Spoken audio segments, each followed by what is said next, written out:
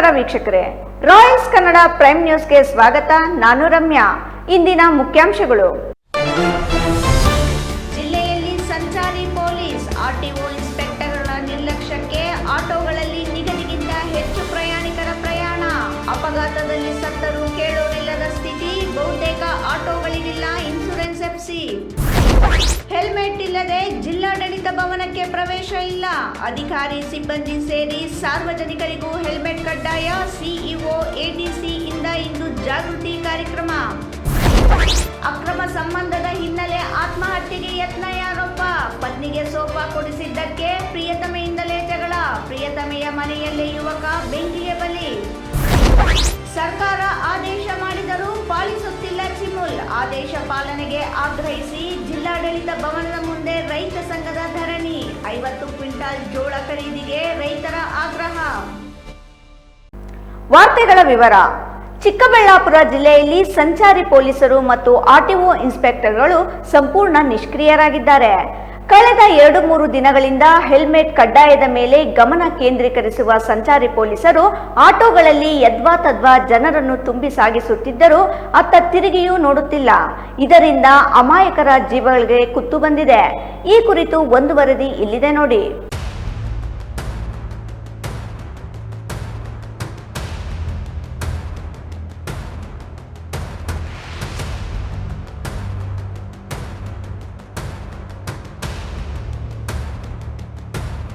ಚಿಕ್ಕಬಳ್ಳಾಪುರ ಜಿಲ್ಲಾ ಸಂಚಾರಿ ಪೊಲೀಸರೇ, ಈ ವಿಡಿಯೋವನ್ನ ಒಮ್ಮೆ ನೋಡಿ. ಇಲ್ಲಿಷ್ಟು ಗಂಭೀರವಾಗಿ ಸತ್ತು ಬಿದ್ದಿರೋ ವ್ಯಕ್ತಿಯ ತಪ್ಪೇನು ಗೊತ್ತಾ? ಈತ ಆಟೋ ಹತ್ತಿದ್ದು. ಸಂಚಾರಿ ಪೊಲೀಸರು ಮತ್ತು ಆರ್ಟಿಒ ಇನ್ಸ್ಪೆಕ್ಟರ್ಗಳನ್ನ ತಮ್ಮ ಕರ್ತವ್ಯ ತಾವು ಮಾಡದೆ ನಿರ್ಲಕ್ಷ್ಯ ಮಾಡಿದ ಪರಿಣಾಮ ಈ ದುರಂತ ಸಂಭವಿಸಿದೆ. ಅಷ್ಟೇ ಅಲ್ಲ, ಅಮಾಯಕ ವ್ಯಕ್ತಿಯೊಬ್ಬ ಜೀವ ಕಳೆದುಕೊಂಡಿದ್ದಾನೆ. ನಿಮ್ಮ ನಿರ್ಲಕ್ಷ್ಯಕ್ಕೆ ಅಮಾಯಕರು ಬಲಿಯಾಗ್ತಿದ್ರು. ಯಾಕೆ ನಿರ್ಲಕ್ಷ್ಯ ಮುಂದುವರಿಸಿದ್ದೀರಿ? ಅಮಾಯಕರ ಜೀವಗಳಿಗೆ ಬೆಲೆ ಇಲ್ವೇ? ಹೀಗಂತ ಪ್ರಜ್ಞಾವಂತರು ಪ್ರಶ್ನೆ ಮಾಡ್ತಿದ್ರು. ಈ ಉಭಯ ಅಧಿಕಾರಿಗಳಿಗೆ ಮಾತ್ರ ಈ ನೋವು ಕೇಳ್ತಿಲ್ಲ. ಈ ಸಂಚಾರಿ ಪೊಲೀಸರು ಮತ್ತು ಆರ್ಟಿಒ ಇನ್ಸ್ಪೆಕ್ಟರ್ಗಳ ನಿರ್ಲಕ್ಷ್ಯ ಎಷ್ಟಿದೆ ಅಂದ್ರೆ, ಸಂಚಾರಿ ಪೊಲೀಸ್ ಠಾಣೆ ಮತ್ತು ಆರ್ಟಿಒ ಕಚೇರಿ ಮಧ್ಯದಲ್ಲಿಯೇ ರಾಷ್ಟ್ರೀಯ ಹೆದ್ದಾರಿ ಹಾದು ಹೋಗಿದೆ. ಇದೇ ಹೆದ್ದಾರಿ ಮೂಲಕ ಪ್ರತಿನಿತ್ಯ ಪ್ರತಿ ಕ್ಷಣ ಕುರಿಗಳನ್ನ ತುಂಬಿದಂತೆ ಜನರನ್ನ ತುಂಬಿಕೊಂಡು ಆಟೋಗಳು ಸಾಕ್ತಿದ್ರು. ಈ ಇಬ್ಬರೂ ಅಧಿಕಾರಿಗಳು ಅತ್ತ ತಿರುಗಿ ನೋಡಿಲ್ಲ. ಈಶಾ, ಮುದ್ದೇನಹಳ್ಳಿ, ನಂದಿಬೆಟ್ಟ ಸೇರಿದಂತೆ ಜಿಲ್ಲಾ ಕೇಂದ್ರದಲ್ಲಿರುವ ಪ್ರಮುಖ ಪ್ರವಾಸಿ ಕೇಂದ್ರಗಳಿಗೆ ಆಟೋಗಳಲ್ಲಿ 10 ಮಂದಿಯನ್ನ ತುಂಬಿಕೊಂಡು ಸಾಕ್ತಿದ್ರು. ತಮಗೂ ಇದಕ್ಕೂ ಸಂಬಂಧವೇ ಇಲ್ಲ ಅನ್ನುವಂತೆ ಇವರಿಬ್ರು ವರ್ತಿಸುತ್ತಿದ್ದಾರೆ. ಈ ಅಧಿಕಾರಿಗಳ ನಿರ್ಲಕ್ಷ್ಯದ ಪರಿಣಾಮ ಆಟೋ ಚಾಲಕನೊಬ್ಬ ಅಜಾಗರೂಕತೆಯಿಂದ ಆಟೋ ಚಾಲನೆ ಮಾಡಿ ಅಪಘಾತ ಮಾಡಿದ್ದಾರೆ. ಈ ಅಪಘಾತದಲ್ಲಿ ನೆರೆಯ ಆಂಧ್ರ ಪ್ರದೇಶದ ಹಿಂದೂಪುರ ಮಂಡಲಂ ಚೆಲುವೆಂದುಲ ಗ್ರಾಮದ ನಿವಾಸಿ 68 ವರ್ಷದ ವ್ಯಕ್ತಿಯೊಬ್ಬರು ಸ್ಥಳದಲ್ಲಿ ಮೃತಪಟ್ಟಿದ್ದಾರೆ. ಆಟೋದಲ್ಲಿದ್ದ ಇನ್ನೂ ಹಲವರು ಗಾಯಗೊಂಡಿದ್ದು ಅವರನ್ನ ಸಾರ್ವಜನಿಕ ಆಸ್ಪತ್ರೆಗೆ ರವಾನಿಸಲಾಗಿದೆ. ಬಾಗೇಪಲ್ಲಿ ಪಟ್ಟಣ ಹೊರವಲಯದ ರಾಷ್ಟ್ರೀಯ ಹೆದ್ದಾರಿ 44ರ ಶ್ರೀ ಸತ್ಯಸಾಯಿ ವಿದ್ಯಾನಿಕೇತನ ಮುಂಭಾಗದ ತಿರುವಿನಲ್ಲಿ ಅಪಘಾತ ಸಂಭವಿಸಿದ್ದು, ಸುಂಕಲಮ್ಮ ದೇವಾಲಯದ ಕಡೆಯಿಂದ ಬರ್ತಿದ್ದ ಆಟೋದಲ್ಲಿ ಸುಮಾರು 10 ಜನರನ್ನ ತುಂಬಿಕೊಂಡು ಬರ್ತಿದ್ದ ಆಟೋ ತಿರುವು ಪಡೆಯಲು ಪ್ರಯತ್ನಿಸಿದಾಗ ನಾರಿಪಲ್ಲಿ ಟೋಲ್ ಕಡೆಯಿಂದ ವೇಗವಾಗಿ ಬರ್ತಿದ್ದ ಲಾರಿ ಆಟೋಗೆ ಡಿಕ್ಕಿ ಹೊಡೆದಿದೆ. ಲಾರಿ ಹೊಡೆದ ರಭಸಕ್ಕೆ ಆಟೋ ಪಲ್ಟಿ ಹೊಡೆದು ಬೆಂಗಳೂರು ಕಡೆಯಿಂದ ಬರ್ತಿದ್ದ ಆಂಧ್ರ ಬಸ್ಗೆ ಆಟೋ ಡಿಕ್ಕಿ ಹೊಡೆದಿದೆ. ಇದರಿಂದ ಆಟೋದಲ್ಲಿ ಪ್ರಯಾಣಿಸಿದ್ದ 10 ಜನರಲ್ಲಿ 68 ವರ್ಷದ ಒಬ್ಬ ವ್ಯಕ್ತಿ ಸ್ಥಳದಲ್ಲೇ ಮೃತಪಟ್ಟಿದ್ದಾರೆ. ಇನ್ನು ಅಪಘಾತ ಮಾಡಿದ ಆಟೋ ಚಾಲಕನಿಗೆ ಚಾಲನಾ ಪರವಾನಗಿ ಇಲ್ಲವಂತೆ. ಅಷ್ಟೇ ಅಲ್ಲ, ಆಟೋಗೆ ಇನ್ಶೂರೆನ್ಸ್ ಮುಕ್ತಾಯವಾಗಿ 1 ವರ್ಷವಾಗಿದೆ. ಎಫ್ಸಿ ಅವಧಿ ಮುಗಿದು 1 ವರ್ಷವಾಗಿದೆ. ದಾಖಲೆಗಳಿಲ್ಲದೆ, ಚಾಲನಾ ಪರವಾನಗಿಯೂ ಇಲ್ಲದೆ ಚಾಲಕ ಸಮವಸ್ತ್ರವನ್ನು ಧರಿಸದೆ ಆಟೋ ಓಡಿಸುತ್ತಿದ್ರು. ಸಂಚಾರಿ ಪೊಲೀಸರಾಗ್ಲಿ ಆರ್ಟಿಒ ಇನ್ಸ್ಪೆಕ್ಟರ್ಗಳಾಗ್ಲಿ ಆಟೋದತ್ತ ತಿರುಗಿಯೂ ನೋಡಿಲ್ಲ. ಪರಿಣಾಮ ಇಂದು ಅಮಾಯಕ ವ್ಯಕ್ತಿಯೊಬ್ಬರು ಮೃತಪಟ್ಟಿದ್ದು ಅವರ ಜೀವಕ್ಕೆ ಬೆಲೆ ಇಲ್ಲದಂತಾಗಿದೆ. ಅಪಘಾತದಲ್ಲಿ ಗಾಯಗೊಂಡ ಗಾಯಾಳುಗಳನ್ನ ಆಂಬ್ಯುಲೆನ್ಸ್ ಮೂಲಕ ಬಾಗೇಪಲ್ಲಿ ಸಾರ್ವಜನಿಕ ಆಸ್ಪತ್ರೆಗೆ ರವಾನಿಸಲಾಗಿದ್ದು, ತೀವ್ರ ಪೆಟ್ಟಾಗಿರುವವರನ್ನ ಹೆಚ್ಚಿನ ಚಿಕಿತ್ಸೆಗಾಗಿ ಜಿಲ್ಲಾಸ್ಪತ್ರೆಗೆ ಕಳಿಸಲಾಗಿದೆ. ಅಪಘಾತದ ಸ್ಥಳಕ್ಕೆ ಭೇಟಿ ನೀಡಿದ ಬಾಗೇಪಲ್ಲಿ ಪೊಲೀಸರು ಪರಿಶೀಲನೆ ನಡೆಸಿ ಪ್ರಕರಣ ದಾಖಲು ಮಾಡಿಕೊಂಡಿದ್ದಾರೆ.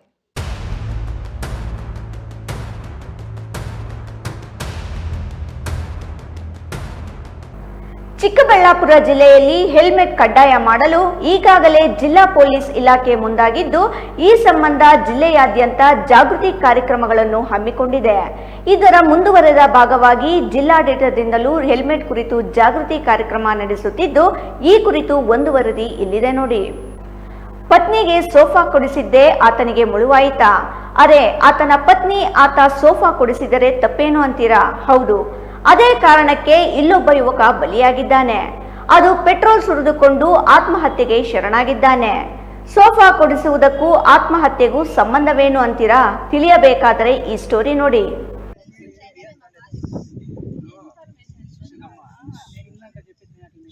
ಪತ್ನಿಗೆ ಸೋಫಾ ಕೊಡಿಸಿದ ಕಾರಣಕ್ಕೆ ಯುವಕನೊಬ್ಬ ಆತ್ಮಹತ್ಯೆ ಮಾಡಿಕೊಂಡಿರುವ ಘಟನೆ ಗುಡಿಬಂಡೆ ತಾಲೂಕಿನ ಹಂಪಸಂದ್ರ ಗ್ರಾಮದಲ್ಲಿ ನಡೆದಿದೆ. 27 ವರ್ಷದ ಗಗನಶಂಕರ್ ಎಂಬಾತ ಆತ್ಮಹತ್ಯೆ ಮಾಡಿಕೊಂಡ ಯುವಕನಾಗಿದ್ದು, ಈತ ಗುಡಿಬಂಡೆ ತಾಲೂಕಿನ ಹಂಪಸಂದ್ರ ಗ್ರಾಮದ ನಿವಾಸಿಯಾಗಿದ್ದಾನೆ. ಈತನಿಗೆ ಮದುವೆಯಾಗಿ ಪತ್ನಿ ಇದ್ದಾಳೆಂದು ತಿಳಿದುಬಂದಿದ್ದು, ಅಕ್ರಮ ಸಂಬಂಧ ಹೊಂದಿದ್ದ ಈತ ಪ್ರಿಯತಮೆಯ ಕೋಪಕ್ಕೆ ಗುರಿಯಾಗಿ ವಾದ ವಿವಾದ ನಡೆದು ಪೆಟ್ರೋಲ್ ಸುರಿದುಕೊಂಡು ಆತ್ಮಹತ್ಯೆ ಮಾಡಿಕೊಂಡಿರುವುದಾಗಿ ತಿಳಿದುಬಂದಿದೆ. ಗಗನಶಂಕರ್ ತನ್ನ ಪತ್ನಿಗಾಗಿ ಇತ್ತೀಚೆಗೆ ಸೋಫಾವೊಂದನ್ನು ಖರೀದಿಸಿದ್ದ. ಇದರಿಂದ ಕೆರಳಿದ ಆತನ ಪ್ರಿಯತಮೆ ಆಕ್ಷೇಪ ವ್ಯಕ್ತಪಡಿಸಿ ಗಗನಶಂಕರ್ನನ್ನು ತನ್ನ ಮನೆಗೆ ಕರೆಸಿಕೊಂಡಿದ್ದಾಳೆ. ಈ ವೇಳೆ ಇಬ್ಬರ ನಡುವೆ ಮಾತಿಗೆ ಮಾತು ಬೆಳೆದು ದೊಡ್ಡ ಗಲಾಟೆ ನಡೆದಿದೆ ಎನ್ನಲಾಗಿದೆ. ಗಲಾಟೆ ಭರದಲ್ಲಿ ಗಗನಶಂಕರ್ ಬೆಂಕಿಗೆ ಆಹುತಿಯಾಗಿದ್ದು, ಗಂಭೀರವಾಗಿ ಸುಟ್ಟು ಕರಕಲಾಗಿದ್ದ. ಕೂಡಲೇ ಆತನನ್ನು ಬೆಂಗಳೂರಿನ ವಿಕ್ಟೋರಿಯಾ ಆಸ್ಪತ್ರೆಗೆ ದಾಖಲಿಸಲಾಗಿತ್ತು. ಆದರೆ ಚಿಕಿತ್ಸೆ ಫಲಕಾರಿಯಾಗಿದೆ. ಗಗನಶಂಕರ್ ಅಲ್ಲಿಯೇ ಕೊನೆಯುಸಿರೆಳೆದಿದ್ದಾನೆ.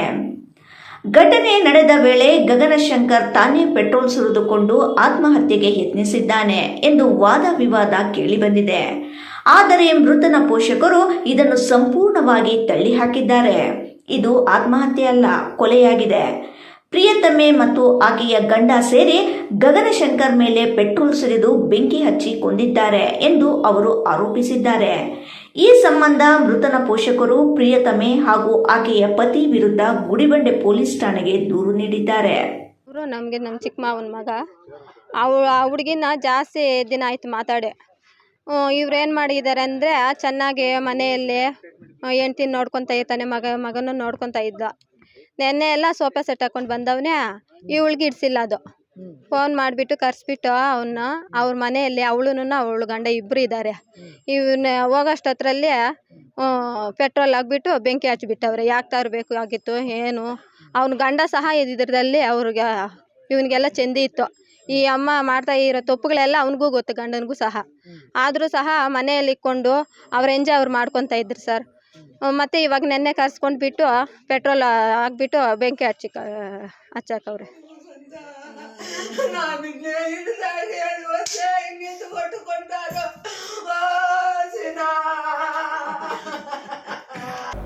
ಇದೀಗ ಸಣ್ಣದೊಂದು ವಿರಾಮದ ನಂತರ ರಾಯಲ್ಸ್ ಕನ್ನಡ ಪ್ರೈಮ್ ನ್ಯೂಸ್ ಮುಂದುವರಿಯುತ್ತದೆ. ಸೌತ್ ಇಂಡಿಯನ್ ಟೆಲಿಶಾಪಿ ಪ್ರಸ್ತುತಪಡಿಸುತ್ತಿರುವ ಕ್ವಿಟ್ ಅಡಿಕ್ಷನ್ ಇದೊಂದು ಆಯುರ್ವೇದದ ಉತ್ಪನ್ನ. ಸಂಪೂರ್ಣವಾಗಿ ಗಿಡಮೂಲಿಕೆಗಳಿಂದ ತಯಾರಿಸಲ್ಪಟ್ಟಿದೆ. 100% ಸುರಕ್ಷಿತ, ಅಡ್ಡ ಪರಿಣಾಮಗಳಿಲ್ಲ. ಒಂದೇ ಪ್ಯಾಕ್ ನಲ್ಲಿ 3 ಬಾಟಲ್ಗಳು. ಪ್ರತಿ ಬಾಟಲ್ ನಲ್ಲಿ 60 ಗ್ರಾಂ ಪೌಡರ್. ಧೂಮಪಾನ, ಮದ್ಯಪಾನ, ತಂಬಾಕು ಅಥವಾ ಗುಟ್ಕಾ ಸೇವನೆ ಕೇವಲ 10 ರಿಂದ 15 ದಿನದೊಳಗೆ ಖಚಿತವಾಗಿ ಪರಿಹಾರ ನೀಡುತ್ತೆ. ಇಲ್ಲ ಅಂತ ಹೇಳಿದ್ರೆ ನೀವು ಕೊಟ್ಟ ಹಣ ನಿಮಗೆ ವಾಪಸ್. Money back guarantee within 15 days. ವೀಕ್ಷಕರೇ, ಪ್ರಸ್ತುತ ಮಾರುಕಟ್ಟೆಯಲ್ಲಿ ಇದರ ಬೆಲೆ 2,990 ರೂಪಾಯಿಗಳು. ಆದರೆ ಇದೀಗ ನಿಮಗೋಸ್ಕರ ವಿಶೇಷ ರಿಯಾಯಿತಿ ದರದಲ್ಲಿ ಕೇವಲ 1,990 ರೂಪಾಯಿಗಳಲ್ಲಿ ಮಾತ್ರ. ಕ್ವಿಟ್ ಅಡಿಕ್ಷನ್ ಪೌಡರ್ಗೆ ಆರ್ಡರ್ ಮಾಡಿ. ಕುಡಿತದ ಚಟದಿಂದ ಹೊರಬರಬೇಕೆ? ಕ್ವಿಟ್ ಅಡಿಕ್ಷನ್ ಪೌಡರ್ನ ಬಳಸಿ. ಧೂಮಪಾನದಿಂದ ಮುಕ್ತರಾಗಬೇಕೆ? ಕ್ವಿಟ್ ಅಡಿಕ್ಷನ್ ಪೌಡರ್ನ ಹಿಂದೆ ಬಳಸಿ. ತಂಬಾಕು ಅಥವಾ ಗುಟ್ಕಾ ಸೇವನೆಯಿಂದ ದೂರವಿರಬೇಕೆ? ಕ್ವಿಟ್ ಅಡಿಕ್ಷನ್ ಪೌಡರ್ನ ಬಳಸಿ. ವಿರಾಮದ ನಂತರ ರಾಯಲ್ಸ್ ಕನ್ನಡ ಪ್ರೈಮ್ ನ್ಯೂಸ್ಗೆ ಸ್ವಾಗತ. ರಾಜ್ಯ ಸರ್ಕಾರ ಪ್ರತಿ ರೈತರಿಂದ 50 ಕ್ವಿಂಟಾಲ್ ಮೆಕ್ಕೆಜೋಳ ಖರೀದಿ ಮಾಡುವಂತೆ ಆದೇಶ ನೀಡಿದರೂ ಚಿಕ್ಕಬಳ್ಳಾಪುರ ಹಾಲು ಒಕ್ಕೂಟ ಖರೀದಿ ಮಾಡುತ್ತಿಲ್ಲ. ಹಾಗಾಗಿ ಚಿಮುಲ್ ಕ್ರಮ ಖಂಡಿಸಿ ಜಿಲ್ಲಾಡಳಿತ ಭವನದ ಮುಂದೆ ಇಂದು ರಾಜ್ಯ ರೈತ ಸಂಘ ಹಾಗೂ ಹಸಿರು ಸೇನೆಯಿಂದ ಪ್ರತಿಭಟನೆ ಮಾಡಲಾಯಿತು. ರೈತರಿಂದ ಕ್ವಿಂಟಲ್ ಜೋಳ ಖರೀದಿ ಮಾಡಲೇಬೇಕು. ರಾಜ್ಯದ ರೈತರಿಂದ ಮೆಕ್ಕೆಜೋಳ ಖರೀದಿ ಕುರಿತು ಆರಂಭದಲ್ಲಿ 20 ಕ್ವಿಂಟಾಲ್ ಸೀಮಿತಗೊಳಿಸಿದ್ದ ರಾಜ್ಯ ಸರ್ಕಾರ ರೈತರ ಒತ್ತಡಕ್ಕೆ ಮಣಿದು ಡಿಸೆಂಬರ್ 7ರಂದು ಹೊಸ ಆದೇಶ ಮಾಡಿ ಪ್ರತಿ ರೈತರಿಂದ ಬೆಂಬಲ ಬೆಲೆಯಲ್ಲಿ 50 ಕ್ವಿಂಟಾಲ್ ಜೋಳ ಖರೀದಿಸುವಂತೆ ಆದೇಶ ಮಾಡಿದೆ. ಆದರೆ ಚಿಕ್ಕಬಳ್ಳಾಪುರ ಹಾಲು ಒಕ್ಕೂಟ ಸರ್ಕಾರದ ಆದೇಶ ನಮಗೆ ತಲುಪಿಲ್ಲ ಎಂಬ ನೆಪವೊಡ್ಡಿ ಕೇವಲ 20 ಕ್ವಿಂಟಾಲ್ ಮಾತ್ರ ಖರೀದಿಸಲು ಮುಂದಾಗುತ್ತಿದೆ. ಇದರಿಂದ ರೈತರಿಗೆ ಅನ್ಯಾಯವಾಗುತ್ತಿದೆ ಎಂದು ಆರೋಪಿಸಿ ರಾಜ್ಯ ರೈತ ಸಂಘ ಹಾಗೂ ಹಸಿರು ಸೇನೆಯಿಂದ ಇಂದು ಜಿಲ್ಲಾಡಳಿತ ಭವನದ ಮುಂದೆ ಪ್ರತಿಭಟನೆ ನಡೆಸಲಾಯಿತು. ಈ ವೇಳೆ ಮಾತನಾಡಿದ ಪ್ರತಿಭಟನಾಕಾರರು, ಮೆಕ್ಕೆಜೋಳ ಖರೀದಿ ವಿಚಾರದಲ್ಲಿ ರಾಜ್ಯ ಸರ್ಕಾರ ಡಿಸೆಂಬರ್ 7ರಂದು ಮಾಡಿರುವ ಆದೇಶದಂತೆ ಚಿಮುಲ್ ಜೋಳ ಖರೀದಿ ಮಾಡದೆ ನಿರ್ಲಕ್ಷ್ಯ ಮಾಡುತ್ತಿದ್ದು, ಇದರಿಂದ ರೈತರಿಗೆ ಅನ್ಯಾಯವಾಗುತ್ತಿದೆ. ಕೂಡಲೇ ಸರ್ಕಾರದ ಆದೇಶದಂತೆ ಪ್ರತಿ ರೈತನಿಗೂ 50 ಕ್ವಿಂಟಾಲ್ ಜೋಳ ಖರೀದಿ ಮಾಡಬೇಕು. ಜಿಲ್ಲಾಡಳಿತ ಕೂಡಲೇ ತಾಲೂಕಿಗೆ ಒಂದೊಂದು ಮೆಕ್ಕೆಜೋಳ ಖರೀದಿ ಕೇಂದ್ರ ತೆರೆದು ಪ್ರತಿ ರೈತರಿಂದ 50 ಕ್ವಿಂಟಾಲ್ ಮೆಕ್ಕೆಜೋಳ ಖರೀದಿಸಬೇಕು ಎಂದು ಒತ್ತಾಯಿಸಿದರು. ರೈತರು 1 ಎಕರೆಯಲ್ಲಿ ಮೆಕ್ಕೆಜೋಳ ಬೆಳೆಯಲು ಉತ್ಪಾದನಾ ವೆಚ್ಚ 25,000 ಖರ್ಚಾಗಲಿದೆ. 1 ಎಕರೆಯಲ್ಲಿ 30 ಕ್ವಿಂಟಲ್ವರೆಗೆ ಬೆಳೆಯಬಹುದು. ಪ್ರಸ್ತುತ 1,500 ರೂಪಾಯಿ ಕ್ವಿಂಟಾಲ್ಗೆ ಕೊಡುತ್ತಿದ್ದಾರೆ. ಈ ಅನ್ಯಾಯವನ್ನು ಖಂಡಿಸಿ ಕಳೆದ ತಿಂಗಳು ರೈತ ಸಂಘದಿಂದ ಪ್ರತಿಭಟನೆ ನಡೆಸಲಾಗಿತ್ತು. ಪ್ರತಿಭಟನೆಗೆ ಮಣಿದ ಸರ್ಕಾರ ಕೆಎಂಎಫ್ ಹಾಲು ಉತ್ಪಾದಕ ಸಹಕಾರ ಸಂಘಗಳ ಮೂಲಕ ಪ್ರತಿ ರೈತನಿಂದ 25 ಕ್ವಿಂಟಾಲ್ ಖರೀದಿಸಲು ಸುತ್ತೋಲೆ ಹೊರಡಿಸಿದೆ. ಈ ಸಂಬಂಧ ಕೆಎಂಎಫ್ ಅಧಿಕಾರಿಗಳನ್ನು ರೈತ ಸಂಘದ ಪ್ರತಿನಿಧಿಗಳು ವಿಚಾರಿಸಿದರೆ ನಮಗೆ ಕೇವಲ 20 ಕ್ವಿಂಟಾಲ್ ಖರೀದಿಗೆ ಅವಕಾಶ ನೀಡಿದ್ದಾರೆ. ನಿಮ್ಮ ಹೇಳಿಕೆಯಂತೆ 50 ಕ್ವಿಂಟಾಲ್ ಖರೀದಿ ಸಂಬಂಧ ಆದೇಶವಾಗಿಲ್ಲ. ಕೆಎಂಎಫ್ಗೆ ಜೋಳ ಕೊಡುವ ರೈತರು ರಾಜಾನುಕುಂಟೆ ಖರೀದಿ ಕೇಂದ್ರಕ್ಕೆ ತೆಗೆದುಕೊಂಡು ಹೋಗಿ ಕೊಡಬೇಕು ಎಂದು ಹೇಳುತ್ತಿದ್ದಾರೆ ಎಂದು ಹೇಳಿದರು. ಪ್ರತಿಭಟನಾ ಸ್ಥಳಕ್ಕೆ ಆಗಮಿಸಿದ ಜಿಲ್ಲಾಧಿಕಾರಿಗಳಿಗೆ ಸಂಘದ ಮುಖಂಡರು ಮನವಿ ನೀಡಿ ರೈತರ ನೆರವಿಗೆ ಬರಬೇಕೆಂದು ಒತ್ತಾಯಿಸಿದರು.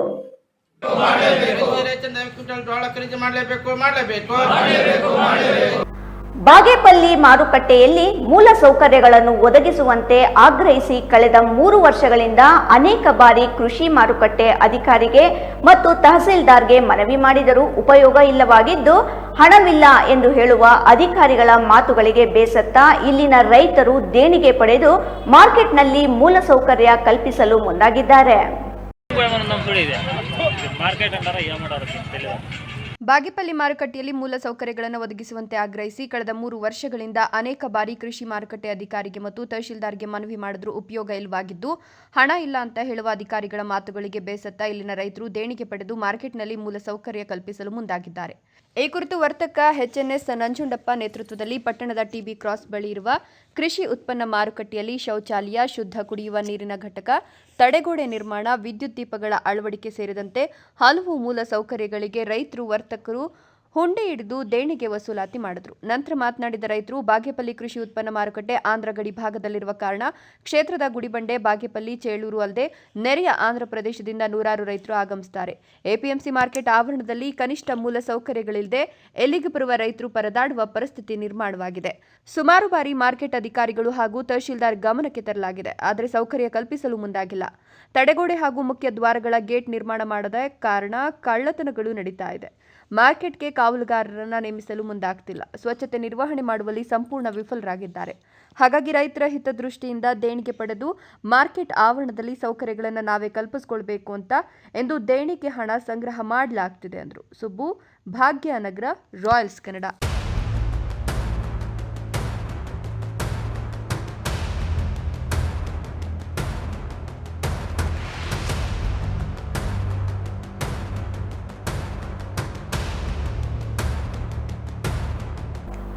ಪತ್ರಿಕೋದ್ಯಮದಲ್ಲಿ ಸೇವೆ ಸಲ್ಲಿಸಿ ರಾಜ್ಯ ಗಡಿಯಲ್ಲಿರುವ ಗ್ರಾಮವನ್ನು ತಾಲೂಕು ಮಾಡಲು ಹೋರಾಟ ನಡೆಸಿ ಗ್ರಾಮದಿಂದ ರಾಜ್ಯದವರೆಗೆ ತಾಲೂಕಿಗಾಗಿ ಶ್ರಮಿಸುವ ಜೊತೆಗೆ ಕನ್ನಡ ಪರ ಹೋರಾಟಗಳನ್ನು ಗಡಿಯಲ್ಲಿ ಹಮ್ಮಿಕೊಂಡ ವ್ಯಕ್ತಿಗೆ ಕೊನೆಗೂ ಗೌರವ ಸಿಕ್ಕಿದೆ. ಹಾಗಾದರೆ ಆ ವ್ಯಕ್ತಿ ಯಾರು? ಸಿಕ್ಕವ ಗೌರವ ಏನು? ನೀವೇ ನೋಡಿ.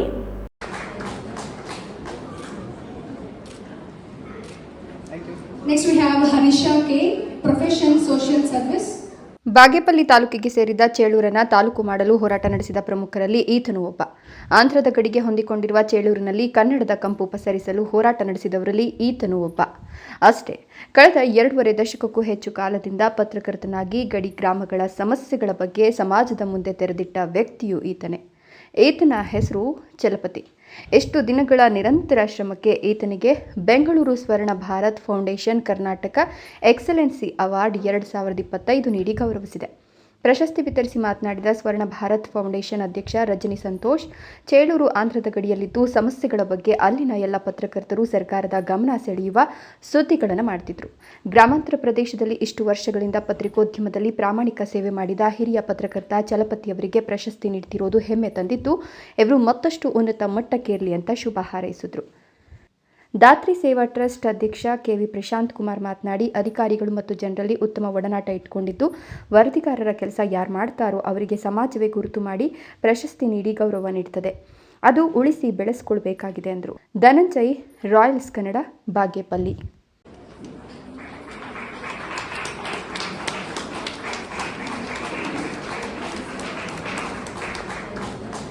ಶ್ರೀನಿವಾಸಪುರ ತಾಲೂಕಿನ ಗೌನಿಪಲ್ಲಿಯನ್ನು ಪಟ್ಟಣ ಪಂಚಾಯಿತಿಯಾಗಿ ಪರಿವರ್ತನೆ ಮಾಡುವಂತೆ ಒತ್ತಾಯಿಸಿ ಗೌನಿಪಲ್ಲಿಯ ಯುವಕನೊಬ್ಬ 3ನೇ ಬಾರಿಗೆ ಬೆಳಗಾವಿಗೆ ಪಾದಯಾತ್ರೆ ಮಾಡುವ ಮೂಲಕ ಹೋಗಿ ಸರ್ಕಾರವನ್ನು ಒತ್ತಾಯಿಸಿದ್ದಾರೆ.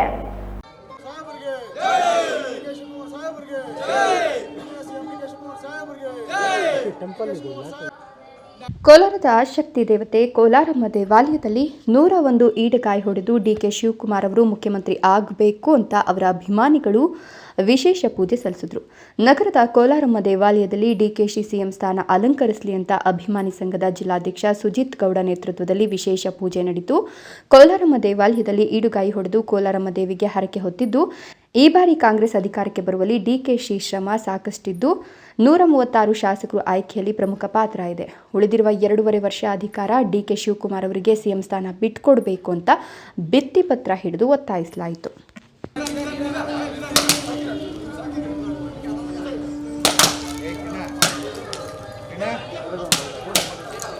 ಇದೀಗ ಮತ್ತೊಮ್ಮೆ ಹೆಡ್ಲೈನ್ಸ್. ಜಿಲ್ಲೆಯಲ್ಲಿ ಸಂಚಾರಿ ಪೊಲೀಸ್ ಆರ್ಟಿಒ ಇನ್ಸ್ಪೆಕ್ಟರ್ಗಳ ನಿರ್ಲಕ್ಷ್ಯಕ್ಕೆ ಆಟೋಗಳಲ್ಲಿ ನಿಗದಿಗಿಂತ ಹೆಚ್ಚು ಪ್ರಯಾಣಿಕರ ಪ್ರಯಾಣ. ಅಪಘಾತದಲ್ಲಿ ಸತ್ತರೂ ಕೇಳೋರಿಲ್ಲದ ಸ್ಥಿತಿ. ಬಹುತೇಕ ಆಟೋಗಳಿಗಿಲ್ಲ ಇನ್ಶೂರೆನ್ಸ್ ಎಫ್ಸಿ. ಹೆಲ್ಮೆಟ್ ಇಲ್ಲದೆ ಜಿಲ್ಲಾಡಳಿತ ಭವನಕ್ಕೆ ಪ್ರವೇಶ ಇಲ್ಲ. ಅಧಿಕಾರಿ ಸಿಬ್ಬಂದಿ ಸೇರಿ ಸಾರ್ವಜನಿಕರಿಗೂ ಹೆಲ್ಮೆಟ್ ಕಡ್ಡಾಯ. ಸಿಇಒ ಎಡಿಸಿ ಇಂದ ಇಂದು ಜಾಗೃತಿ ಕಾರ್ಯಕ್ರಮ. ಅಕ್ರಮ ಸಂಬಂಧದ ಹಿನ್ನೆಲೆ ಆತ್ಮಹತ್ಯೆಗೆ ಯತ್ನ ಆರೋಪ. ಪತ್ನಿಗೆ ಸೋಫಾ ಕೊಡಿಸಿದ್ದಕ್ಕೆ ಪ್ರಿಯತಮೆಯಿಂದಲೇ ಜಗಳ. ಪ್ರಿಯತಮೆಯ ಮನೆಯಲ್ಲೇ ಯುವಕ ಬೆಂಕಿಗೆ ಬಲಿ. ಸರ್ಕಾರ ಆದೇಶ ಮಾಡಿದರೂ ಪಾಲಿಸುತ್ತಿಲ್ಲ ಚಿಮುಲ್. ಆದೇಶ ಪಾಲನೆಗೆ ಆಗ್ರಹಿಸಿ ಜಿಲ್ಲಾಡಳಿತ ಭವನದ ಮುಂದೆ ರೈತ ಸಂಘದ ಧರಣಿ. 50 ಕ್ವಿಂಟಾಲ್ ಜೋಳ ಖರೀದಿಗೆ ರೈತರ ಆಗ್ರಹ. ಇಂದಿನ ವಾರ್ತಾ ಪ್ರಸಾರ ಮುಕ್ತಾಯವಾಯಿತು. ನಮಸ್ಕಾರಗಳು.